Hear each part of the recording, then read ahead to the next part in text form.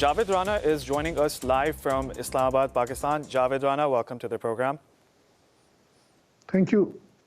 Javed, we've seen President Donald Trump saying that he could probably run for a third term. Do you believe that's possible, and the American public is going to vote for that? Do you believe that Donald Trump has any chance of securing a third term as well? Well, I think let's look at first the Constitution of the USA. There's a 22nd Amendment which says that no president can have the third term. I mean, there are just 2 terms. Now, he's basically now indicating some tricks, some legal tricks, that he will make President J.D. Vance to run for the president in 2028, and then he will appear as a candidate, as a vice president. In the legally speaking, he will be as a candidate of the vice president, and then after the election, in case J.D. is elected as a president, then he will ask J.D. Vance to resign, and then he will become president of the USA. That is a trick he's been advocating. Not now, but he has been advocating that very legal trick for years. And then he's quite, kind of very surprised, appreciating, look, what's President Xi, he's being elected time and again in the China. I mean, basically, it looks like he's a very, very desperate to have the third term. But my understanding of the situation is that the US legal system would not let him to do that. Then at the end of the day, everything is going to land in the US Supreme Court. There's no doubt in the past, Republicans brought their judges of their own choice. But nonetheless, I think it is hard to imagine to actually deviate from the 22nd Constitutional Amendment. I have reported on legal and constitutional issues for 4 years in Pakistan. So I have some legal and constitutional understanding of the issues. My understanding is that it is unlikely that the Supreme Court would let him to go for the third term. So in order to have a third term in the White House, probably he will have to move his military to arrest judges. That is an unlikely scenario. I think by and large, in the USA, the state institutions are intact, and they would not allow him to go for to become president for the third time. Then there is also a legal option.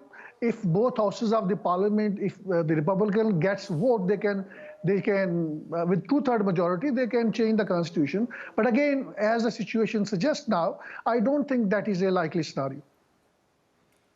Javed, let's talk about the tariffs that the United States will start imposing today.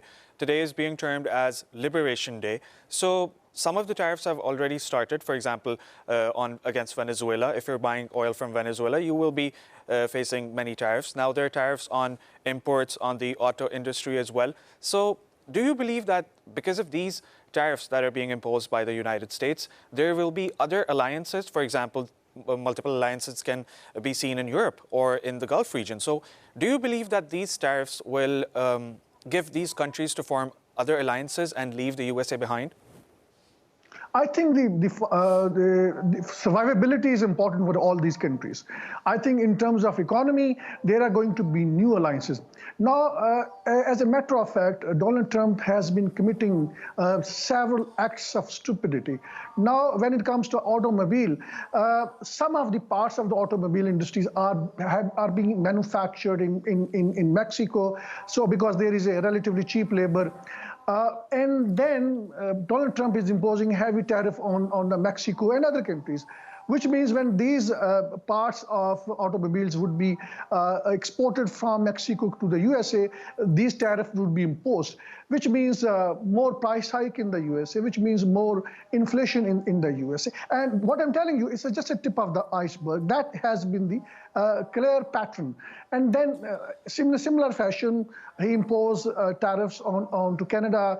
And among so many political actors, he's been saying that let Canada be a 51st state of the USA, something, again, unlikely to happen.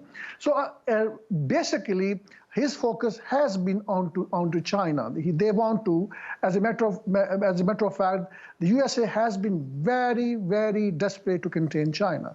We have to see that bigger picture, because now there are independent economists. They are saying, and they are US economists, they are not the economists outside the USA. They are saying, right now, the China has around 17 to 18 trillion of GDP. USA has around 24 trillion US dollars GDP. By 2030, there are certain assessments. There is a possibility that the China's GDP probably would match the US. We should not forget right now that the 40% of international trade is being conducted in Chinese currency. So the day US loses its dollar edge, that means the so-called superpower status is going to be formally over. I believe it has been over for the last 10, 15 years ago, but it's just calling the bluff. So in a broader picture, they have not been able so far to contain China economically. Now he's coming up with a line that on Iran, they're going to put more sanctions, countries buying Iranian oil. I mean, there were some waivers previously were given. Those countries would be, again, there'll be more tariffs onto those countries. So again, he has generated a cycle where now the European Union feels that they need to move towards China. They need to deal more, they need to have more trade with China, which means the very policy of the USA to contain China is going to fail. That's a bigger block. Now, practically, geostrategically speaking, NATO is in disarray. USA is taking an altogether different line as compared to the countries, NATO's countries in the European Union. I think the overall picture which is developing, that the very pet word of Donald Trump, which he says that this is his favorite word, tariff. But he's been saying it time and again and using it as a political rhetoric. I think this tariff is going to sink US economy. It is a matter of time.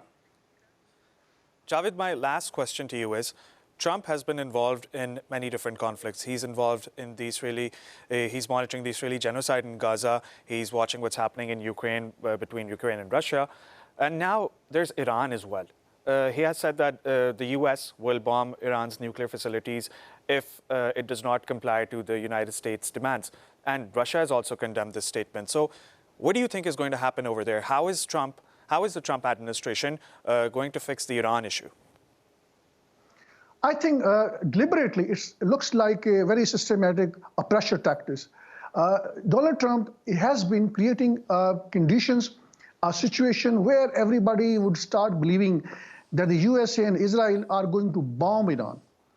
That is a possibility which cannot be ruled out. But my understanding is that probably Iran is going to be pressured to a tipping point where Iran would feel that it can be attacked, its nuclear installations could be attacked, and Iran would be forced to basically revive the same nuclear deal, but with certain conditions.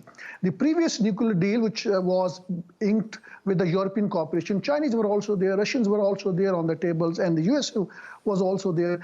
The very crux of which was that after 2025, had that deal been fully executed, that would have meant that Iran could have possibly manufactured a nuclear bomb without any binding legal clause in the nuclear deal. So that is why Donald Trump basically revoked that deal, mostly under intense pressure from huge lobby. But now they want to have another deal. And in that deal, they want to make it sure that Iran does not make a nuclear bomb. My understanding is that Iran is very close to making a nuclear bomb, or Iran might have made a few nuclear warheads. So I think if the pressure, if it in case it has a nuclear bomb, and if Donald Trump puts a lot of pressure, and that pressure reaches to a tipping point, I would not be surprised that if Iran carries out a nuclear test. In that situation, Saudis have already said that they are going to have their own nuclear bombs. maybe within a matter of few months. And by that, he's indicating that he will get those nuclear warheads from Pakistan because Saudi Arabia has invested hugely on Pakistan's nuclear program in the past. But that is what the news media have been reporting. Then all other Middle Eastern countries will have the nuclear bomb. Turkey would have nuclear bomb. My personal desire is that Turkey must have the nuclear bomb, because in the geostrategic world, the hard reality is that the countries which possess nuclear bomb, that means that their defense is impregnable. I mean, they cannot be attacked. After 9/11, the only reason Americans opted not to bracket along with Afghanistan, otherwise Pakistan could have been attacked by the USA, that the USA was not sure about the total number of the nuclear bombs that Pakistan had concealed. They were not sure about the intelligence. Otherwise, they had a plan to take out Pakistan's nuclear bombs, but they knew in case some of them they could not get, then those would be used against them on their military installations, military bases, assets in Middle East and elsewhere in the world. So I think that was a reality that prevented the USA to attack Pakistan and take Pakistan along with as an ally. In a similar fashion, we have seen that the USA did not attack North Korea. Reason, it's a nuclear power country. In Libya, what they did, Colonel Gaddafi committed a blunder by compromising his country's nuclear program. Net result was, when Americans was sure the Libya didn't have the nuclear bomb, they attacked it, and now the country is in disarray. It's divided into pieces. In a similar fashion, in early 90s, Ukraine had the third largest stockpile of the nuclear warheads. Ukraine again committed a blunder. It listened to the guarantees from the Russia. It listened to the guarantees from the USA. Net result is we have seen that now the 20% territory of the Ukraine is with Russia. So there's a huge polarization in the world. NATO, we don't know what is the future of the NATO. Turkey is a part of the NATO. I must say that Turkey must make its own nuclear bomb, because the world is fast changing. Iran probably is very close to make a nuclear bomb. Saudi Arabia has its contingency plan. Egypt has its contingency plan. Every country has its contingency plan, because the biggest fear right now for Israel is that if Iran carries out a nuclear test, that means rest of the Middle East will have, by and large, countries like Egypt, Saudi Arabia and Turkey will have their own nuclear bombs. That means the edge that right now Israel has, being only nuclear state in the Middle East, that edge would not be there. So again, my understanding is that sooner or later we will see that situation reaching to a tipping point where either Iran would carry out a nuclear test, or possibly if there is some kind of a deal, that would not be very much to the liking of the Americans.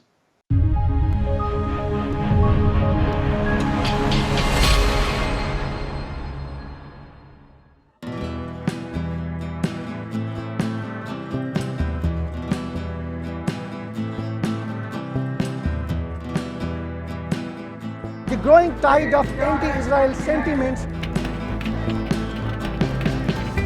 What you see behind me is just tip of the iceberg of what is happening in the country.